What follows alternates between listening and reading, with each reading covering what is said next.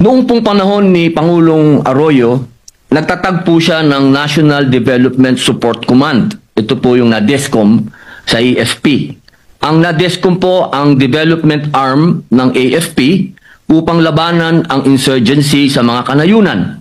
Sila po ay nakikipag-partner sa mga private donors at local development units upang magsagawa ng iba't ibang development projects tulad ng mga school buildings, farm-to-market roads, health centers, rural electrification, bridge, pathwalk, water system, multipurpose buildings, at rain collectors. Ngunit sila po ay binuwag noong 2012. Tinataya po na 1,800 development projects po ang natapos nila mula noong sila po ay maitatag.